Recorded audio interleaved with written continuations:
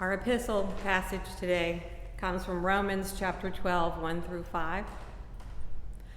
I appeal to you, therefore, brothers and sisters, by the mercies of God, to present your bodies as a living sacrifice, holy and acceptable to God, which is your spiritual worship. So do not be conformed to this world, but be transformed by the renewing of your minds, so that you may discern what is the will of God, what is good and acceptable and perfect. For by the grace given to me, I say to everyone among you not to think more highly of yourself than you ought, but to think with sober judgment, each according to the measure of faith that God has assigned. For as in one body we have many members, and not all the members have the same function, so we who are many are one body in Christ, and individually we are members of one another. This is the word of the Lord. Now this month, as August is flying by, we've been looking at some of our Old Testament hero stories. And the story that we read today is the beginning of the Moses story. But reading it closely, we realized that this is a story about some amazing subversive women and girls facing their fears and breaking the rules. They are heroes in their own right. And this is a story that doesn't get told very often, but a story of a few seemingly powerless women making choices that will change the world in ways they can't imagine. Right here in our scriptures, we find it only takes a few courageous acts of civil disobedience to change history forever. Now, just to set the stage, many years earlier, Joseph had brought his family, the whole family, to Egypt to save them from a famine. With his high position in the Egyptian government, his refugee family and their friends were welcomed by the country, and they flourished there. But time passed, and a new king came into power who had forgotten about Joseph. And now our story picks up here with this new ruler wishing to strengthen his political base. He identifies a common enemy. He finds a scapegoat to blame for the problems of his society. For the Hebrew people have been doing well in Egypt, but, they were immigrants, and so he begins to spread this idea. They could become stronger than us. They could turn against us. So first he enslaves the Hebrew people, taking away their rights, forcing them to do all the manual labor for his nation. And still fearful, he turns to more desperate means. To slow their growth, he tells the Hebrew midwives to kill all the Hebrew baby boys as they are delivered.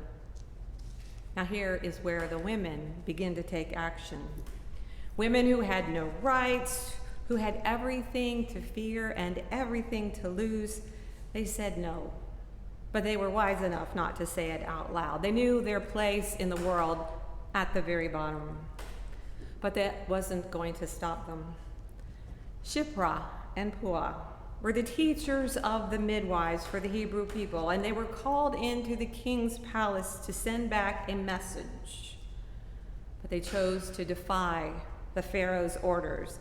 They were going to keep on doing their job, bringing babies into the world, boys and girls alike. Theologian Will Gaffney gives words to these midwives. She imagines Shiphrah speaking to the women and saying, "In our day, God will break the back of Egypt, take away its might. God will raise up one of our sons to lead us and all of our children out of this house of slavery. And our hands and our wombs will do the work, and we will deliver the deliverer. We will keep him safe until the day that God calls him to lead us into freedom." And then Puah speaks, this is what we shall do. We will deliver the babies. We will hide as many of the boys as we can, raise others as girls. Not to worry, the Egyptians will not enter into the house for the concerns of the women. But then after some time, the Pharaoh calls them to task, asking, "Why are there still so many Hebrew boys?" And they explain, well, it's just that the Hebrew women are not like the delicate Egyptian women. Why, they give birth before the midwife can even get there. Shiphrah and Puah lie outright, and they use the Pharaoh's cultural bias against him, saying the Hebrew women, well, they're brutish, animalistic, not refined like Egyptian women. Those babies just plop out of them like wild animals. And so he believes them for a while. But still motivated by his fears, he tells the people, this point, if you see a Hebrew baby boy, kill him.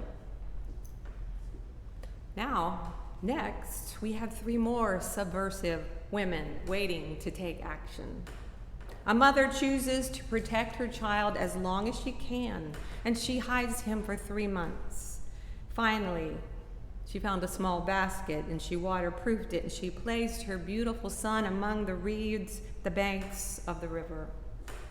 And his big sister ran along, following the basket to see what would happen, where it would lead.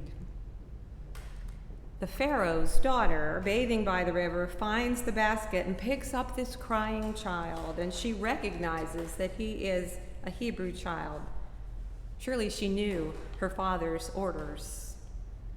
Maybe the sister saw the compassion in her face, and the sister finds the courage to step out from the reeds, from her hidden place, and she approaches the princess with a plan. She asks, should I find a nurse from the Hebrew women to nurse this child? They both knew this was defying the king's edict. Together, they made a choice to secretly save the child. A mother gives up her son to save his life. A sister risks her life to find a safe home. The daughter of a pharaoh could have feared this child of another race. She could have been afraid of her father's reaction if he found a fugitive taking sanctuary in the house. But her heart was not dominated by fear. She chose compassion. And we need to let this sink in. If it wasn't for these women, there would be no Exodus, no Moses, no liberation of the children of Israel. It took a group of women, each following their own heart, midwives, mothers, sisters, daughters, all making possible this great liberation that was to come, that would inspire liberation movements for decades and centuries to come. Each individual in this story made a choice in the face of oppression and outright evil to face their fears, to believe that their actions could make a difference.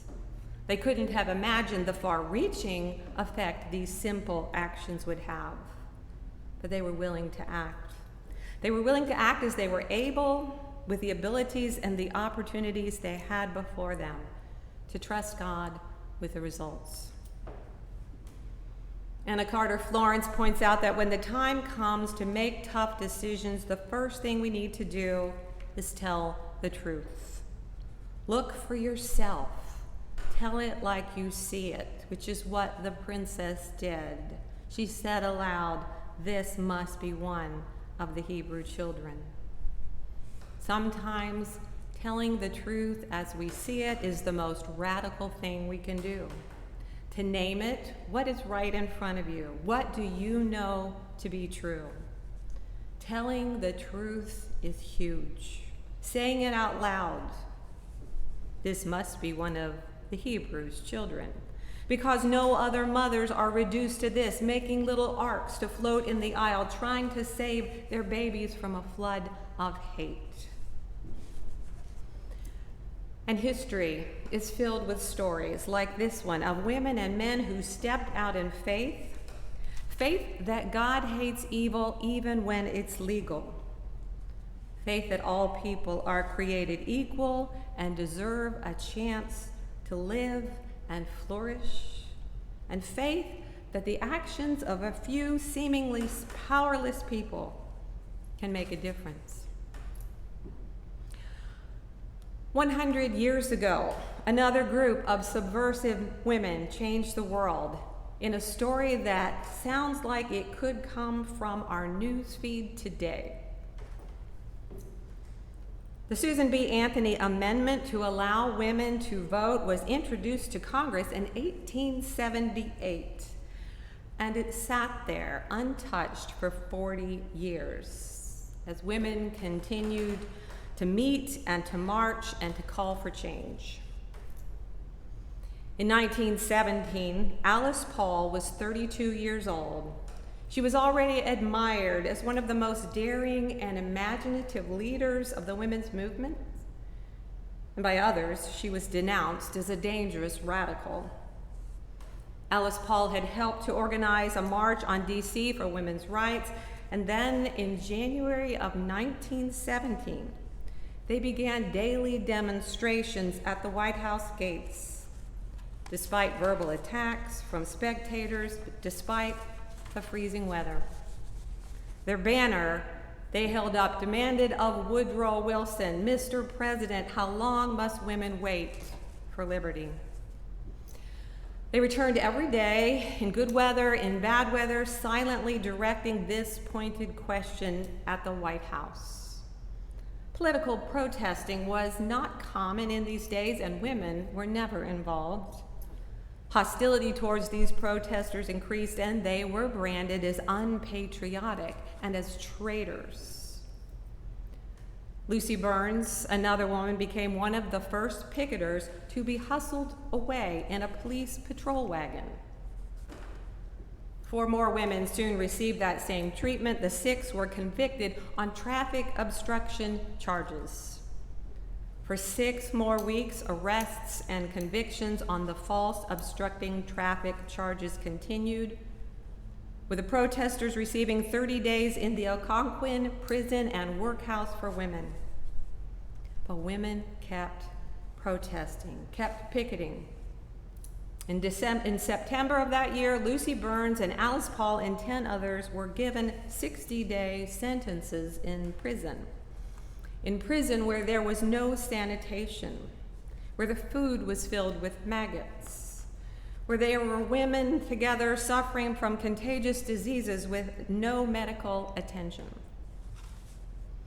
To protest these conditions, they began a hunger strike. And after 3 days of refusing food, Alice Paul and a few others were taken to the psychiatric ward. They were subjected to force feeding 3 times a day with tubes pushed down their throats. And between those feedings, they endured solitary confinement in tiny cells with boarded up windows.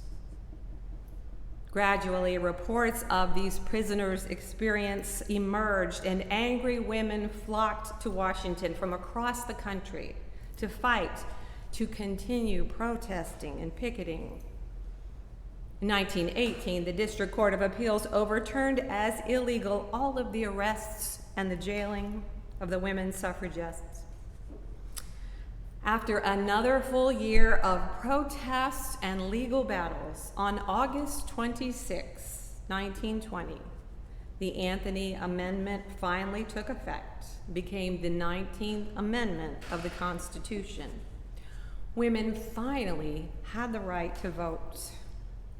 We need to remember and retell these stories of people who offered their lives for our freedom. And we need to remember and truly believe that the things that we do, our actions, our decisions, our choices, will in fact ripple out with consequences for good or for ill, for health or for damage of the world. Some of our actions might be big and bold and courageous, and others might be small and hardly noticeable. But don't let anyone tell you that you are powerless. Don't let anyone tell you that your words and your choices don't matter. Don't let the terrible events that you see on the news, the problems of this world that seem so overwhelming, convince you that there is no use trying. For God has given you life and love and abilities, however limited you may think they are. God has called you out like Shiphrah and Puah, like the unnamed mother of a baby boy, like the daughter of a king who chose love over fear, without ever knowing how it would change the world. You are called by God to name what you see, to speak the truth, to gather all the courage that you can from within yourself, to gather others who see it too, to pray for wisdom and to act, following the path of these subversive women to change the world, to bring the kingdom of God on earth as we know it is in heaven, right here, right now, starting today. And who knows where those actions might lead. But for now, let's sing.